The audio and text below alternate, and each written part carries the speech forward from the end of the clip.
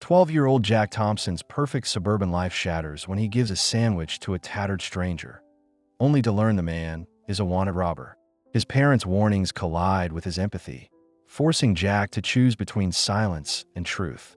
Hey everyone, welcome to Worldly Whispers. Let's get started. In a serene suburban enclave, where picket fences neatly lined the streets and well-manicured lawns extended as far as the eye could see, lived 12-year-old Jack. His world revolved around a cozy two-story house, where he resided with his parents, Susan and David. Each morning, Jack would wake up to the inviting aroma of his mother's pancakes and the sound of his father reading the morning paper, a routine that instilled in him a sense of security. However, beneath this seemingly idyllic family life, there were subtle undercurrents. His parents, though loving, had ingrained in him a cautious approach toward strangers. "Remember, Jack," his mother often warned, "not everyone out there has good intentions. It's best to keep to yourself and avoid those who seem different." These words had gradually taken root in Jack's young mind, making him view unfamiliar faces with a mix of curiosity and apprehension. Despite this cautious upbringing, Jack possessed a heart of gold. He was the type of boy who would eagerly help a classmate pick up dropped books or share his lunch with a friend in need. This inherent kindness frequently clashed with the wary attitude he had been taught, creating an internal conflict within him. One fateful day, as Jack made his way home from school, the late afternoon sun casting long shadows across the sidewalk, something caught his attention. Near a convenience store, just a few blocks from his house, he noticed a man he had never seen before. The man's clothes were tattered and dirty, his hair unkempt, and his dark skin bore the marks of a life filled with hardship. Instantly, Jack's father's warning from that morning echoed in his mind. "Stay alert on your way home from school. There have been some unsavory characters hanging around lately." Every instinct told Jack to hurry past, to pretend he hadn't seen the man. But there was something about the way the man's shoulders slumped in defeat, or perhaps the quiet dignity in his tired eyes, that made Jack pause. In that moment, Jack saw beyond the dirt and ragged clothes. He saw a person who was hungry, tired, and in need of kindness. Without fully considering the consequences, Jack reached into his backpack and pulled out the extra sandwich his mother had packed. His heart pounding, he took a tentative step towards the man and said, "Excuse me, sir. Would you like the sandwich? I have an extra one." The man's eyes widened in surprise, then softened with gratitude. "That's mighty kind of you, young man," he replied, his voice rough but gentle. "I would appreciate that very much." As Jack handed over the sandwich, their fingers briefly brushed. The man's hand was calloused and rough, a testament to a life of hard work. "Thank you," the man said simply, a tired but warm smile spreading across his face. Jack nodded, a jumble of emotions swirling inside him. He felt proud of his act of kindness, but also nagged by worry about what his parents would say if they knew. As he continued his walk home, Jack couldn't help but glance back at the man, who was now carefully unwrapping the sandwich as if it were a precious gift. By the time Jack reached his house, he had almost convinced himself to keep the encounter a secret. After all, nothing bad had happened, and it was just a sandwich. But as he opened the front door, he was greeted by his mother's worried face. "Jack, where have you been?" "We were starting to get worried," Susan exclaimed, pulling him into a tight hug. Jack felt a pang of guilt. Had he really taken that long? "I'm sorry, Mom. I just walked home a little slowly today," he said. Susan studied his face, sensing there was more to the story. "Is everything all right, sweetie? Did something happen at school?" For a moment, Jack considered telling her about the man and the sandwich, but the words caught in his throat. Instead, he shook his head and forced a smile. "No, everything's fine. I'm just tired from soccer practice." Little did Jack know that this small act of kindness was about to turn his world upside down. The morning after Jack's encounter with Elijah, the Thompson household was in its usual Saturday morning routine. Jack was looking forward to a day of relaxation, perhaps watching cartoons and spending some time at the park. However, a sharp knock at the door shattered the peaceful atmosphere. Jack's father, David, went to answer the door. Standing on the porch were two police officers, their expressions serious. "Mr. and Mrs. Thompson," one of the officers asked, "we need to speak with you and your son about an incident that occurred yesterday afternoon." Jack, who was in the kitchen, felt his heart start to race. Could they possibly know about the sandwich he gave to the homeless man? But how? And why would the police care about something like that? As his parents ushered the officers into the living room, Jack followed, his legs feeling like jelly. The officer's eyes immediately fixed on him, and he felt as if he were under a microscope. "Jack," the female officer said, her voice gentle but firm, "we need to ask you about a man you may have seen yesterday, a homeless man near the convenience store on Maple Street." Jack's eyes widened in surprise. How do they know?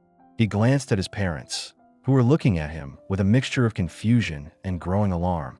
I gave him a sandwich," Jack admitted, his voice barely above a whisper.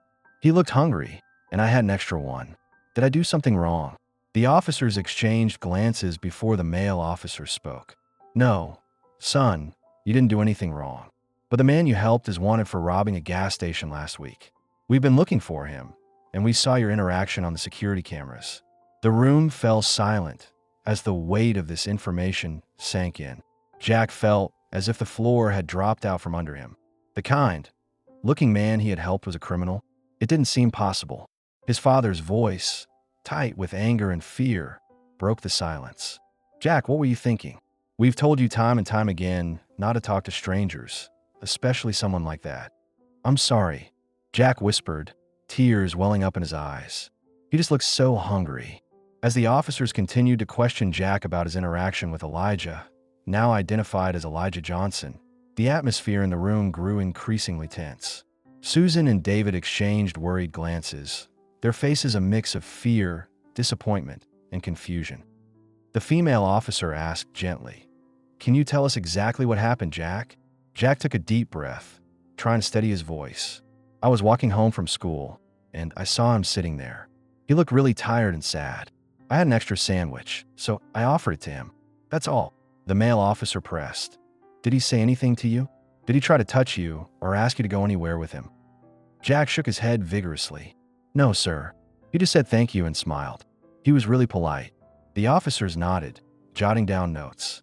"You did a kind thing, Jack," the female officer said. "But next time, it's better to tell an adult if you see someone who needs help. Okay?" Jack nodded, feeling a confusing mix of emotions. He was relieved that he wasn't in trouble with the police, but the disappointment radiating from his parents was almost unbearable. As the officers prepared to leave, they turned to Susan and David. "We may need Jack to provide a statement in court.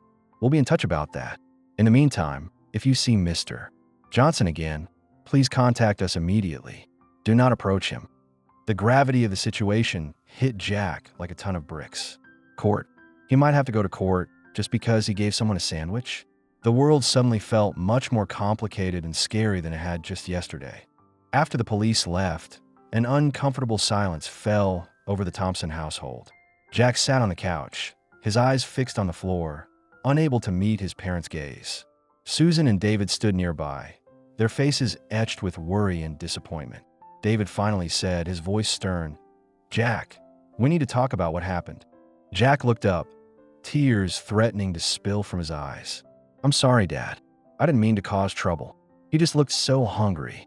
David sighed heavily, running a hand through his hair. "Son, I know you meant well, but this is exactly why we've always told you to be careful around strangers. That man could have hurt you, but he didn't," Jack protested. "He was nice. He just said thank you." Susan sat down next to Jack, placing a gentle hand on his shoulder. "Honey, we know you have a kind heart, but not everyone in this world has good intentions. That man robbed a gas station.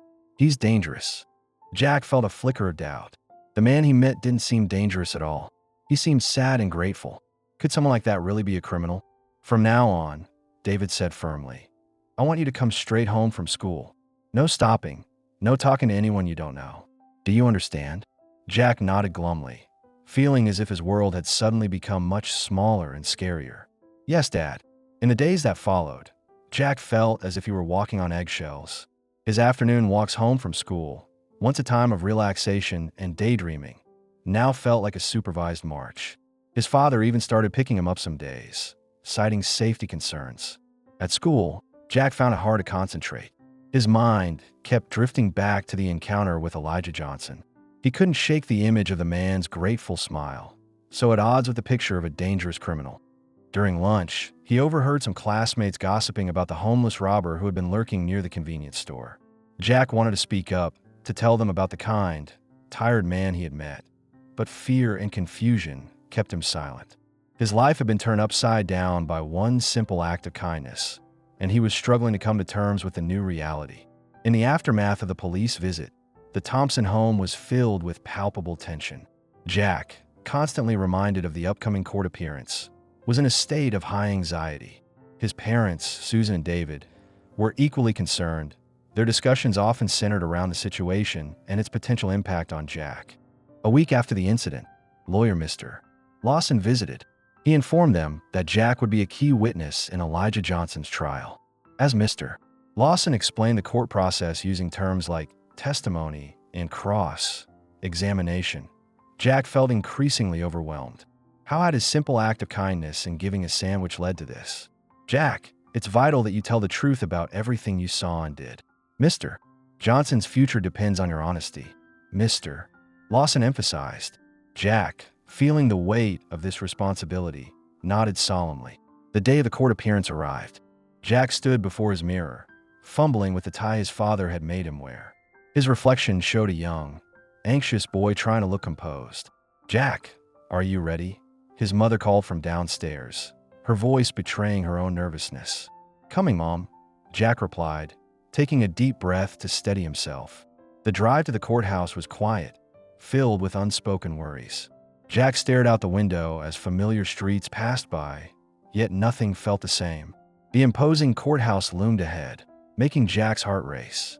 Inside, the long hallways and intimidating doors made him stick close to his parents. In the waiting area outside the courtroom, Mr. Lawson greeted them with a reassuring smile. "Just stick to the truth, Jack. That's all anyone can ask of you," he said. Jack nodded, his mouth dry. While waiting, Jack scanned the faces around him, both dreading and hoping to see Elijah. Suddenly, a hush fell.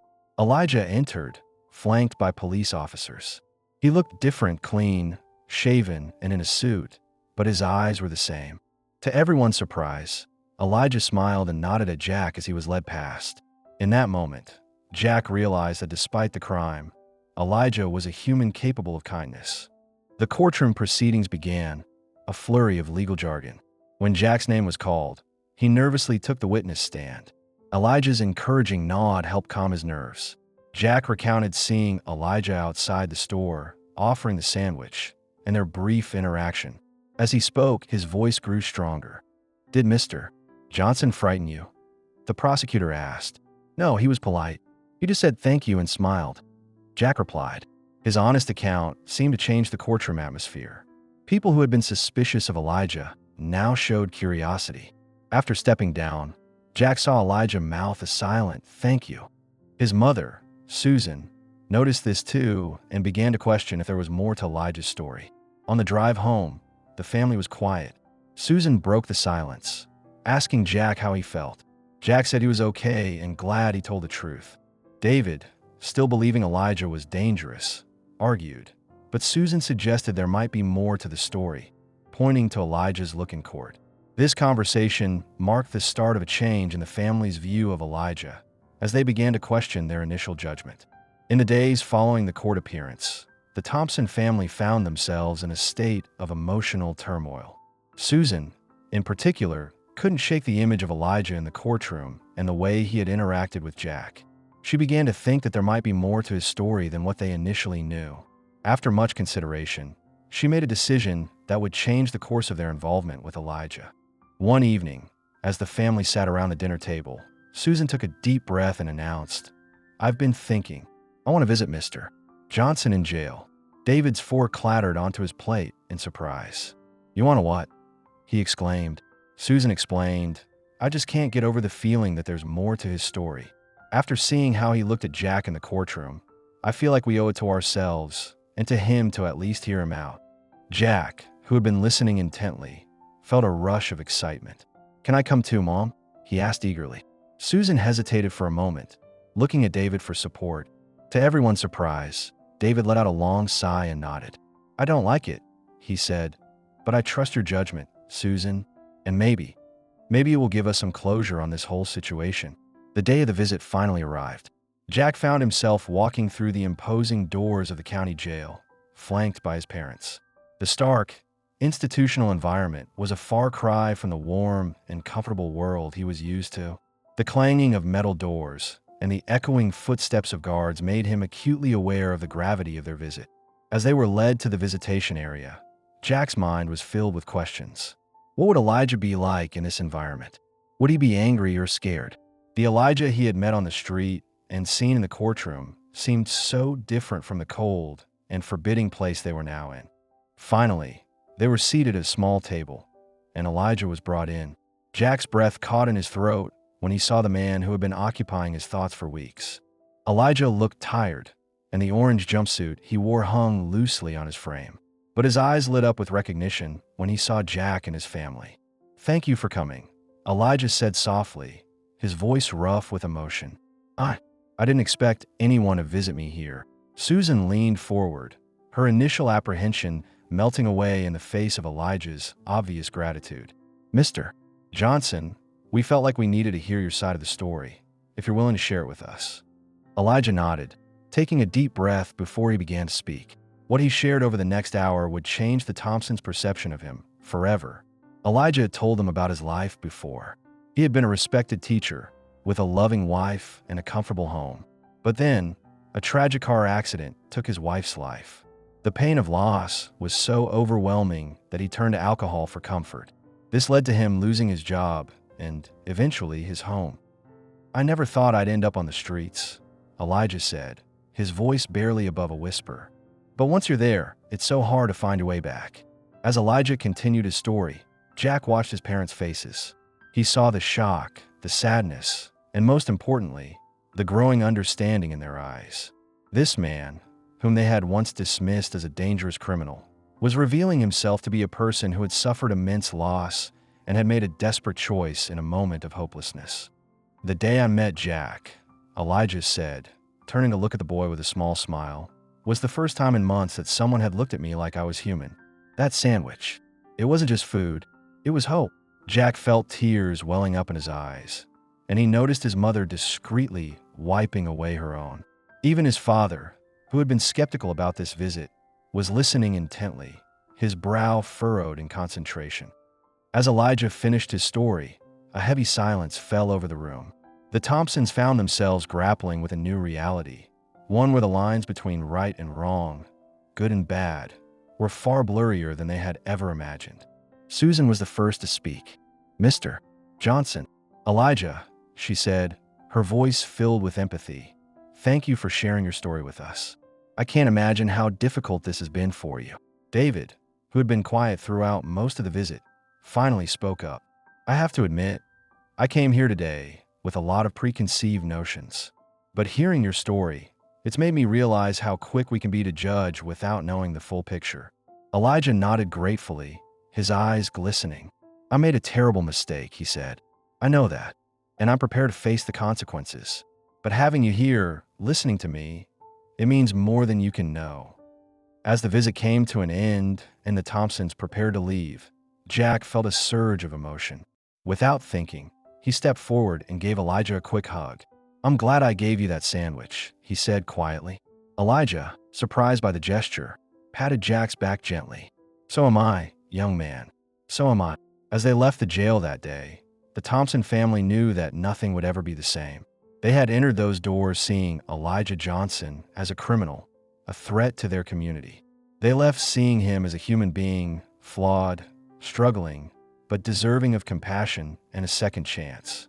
This visit had not only changed their view of Elijah, but had also set them on a path of self-reflection, making them question their own biases and the way they judged others. It was the beginning of a new chapter in their lives, one that would be filled with the challenges and rewards of trying to help someone in need. In the days following the jail visit, the Thompsons found themselves discussing Elijah's story at length. Susan continued to research about the challenges faced by people re-entering society after incarceration. David, although still cautious, began to think about how he could use his connections to help Elijah in the future. And Jack, inspired by the visit, started to think about ways he could make a difference in the lives of others, just as he had unknowingly done for Elijah. Their decision to visit Elijah in jail had opened a door, and they were now stepping through it, ready to face whatever lay ahead. After their eye-opening jail visit, the Thompson family was determined to help Elijah turn his life around. Susan took the initiative to research rehabilitation programs and support services for former inmates. She spent hours poring over information, making phone calls, and connecting with various organizations. Her efforts led her to discover a local housing assistance program that could provide Elijah with a small apartment upon his release. She immediately set the wheels in motion to secure this for him. David, despite his initial reservations, decided to use his connections in the local business community. He reached out to his contacts at a nearby warehouse and, after explaining Elijah's situation and his potential, managed to arrange a job interview for him. David knew that getting Elijah back into the workforce was crucial for his long-term stability. Jack, eager to contribute, came up with an idea. He proposed starting a clothing drive at his school for people re-entering the workforce after incarceration. His classmates and teachers were enthusiastic about the idea, and soon, boxes began to fill up with professional-looking clothes.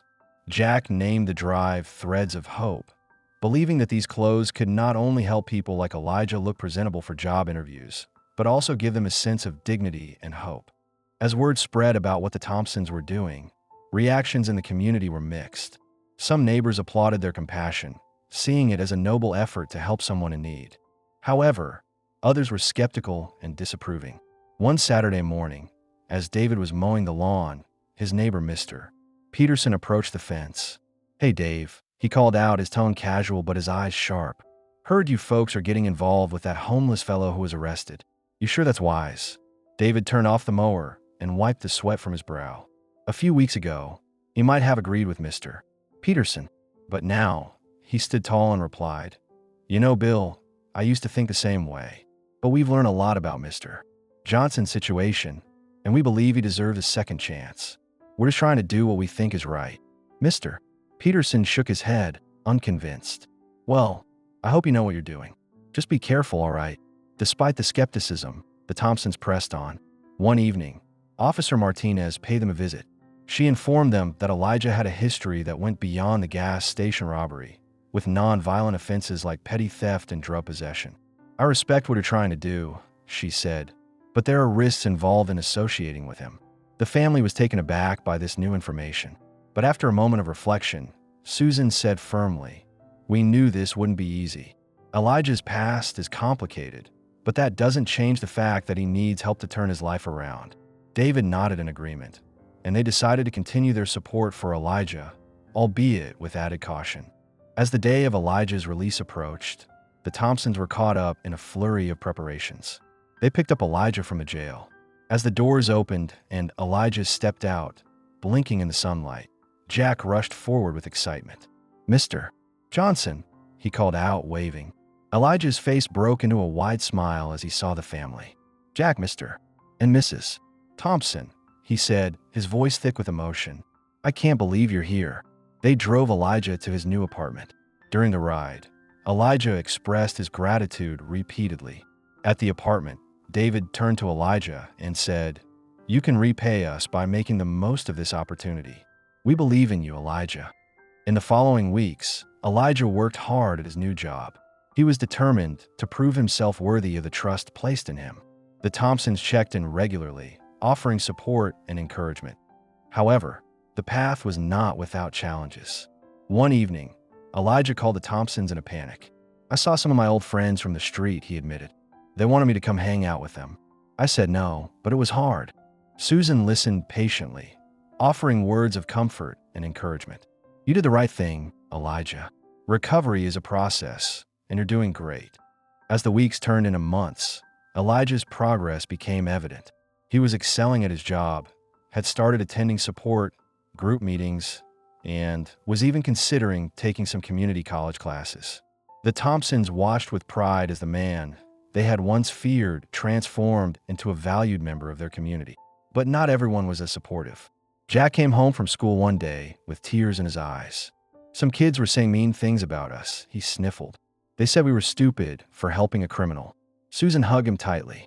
"Oh, honey, I'm so sorry you had to hear that. But sometimes Doing the right thing isn't easy or popular. We're helping Mr. Johnson because it's the right thing to do, not because it's easy. Despite the challenges, the Thompsons' efforts continued to pay off. Elijah's transformation inspired others in the community. He decided to start a support group for people transitioning out of incarceration. The Thompsons offered their full support. David helped secure a meeting space at the local community center, and Susan assisted with outreach efforts. Word of Elijah's initiative spread. Slowly but surely, attitudes in the community began to shift. Mr. Peterson, the once skeptical neighbor, approached Elijah after a support group meeting. "Mr. Johnson," he said, extending his hand, "I want to apologize. I was quick to judge you and the Thompsons for helping you. But seeing the change in you and the good you're doing now, well, it's opened my eyes." Elijah shook his hand, smiling warmly. "Thank you, sir. That means a lot to me." As Elijah's program grew and flourished, the Thompson family watched with pride. Jack's Threads of Hope clothing drive became an annual event, growing larger each year. Susan started volunteering at a local women's shelter, and David used his business connections to create more job opportunities for people trying to rebuild their lives. Their efforts inspired others in the community to get involved, creating a ripple effect of positive change. What had once been a neighborhood defined by caution and suspicion was gradually transforming into a place of compassion and second chances, all because of a boy's simple act of kindness. If this story touched you, show your support by liking and subscribing. Your encouragement helps us keep sharing memorable stories. Thanks for watching, and we'll catch you in the next one.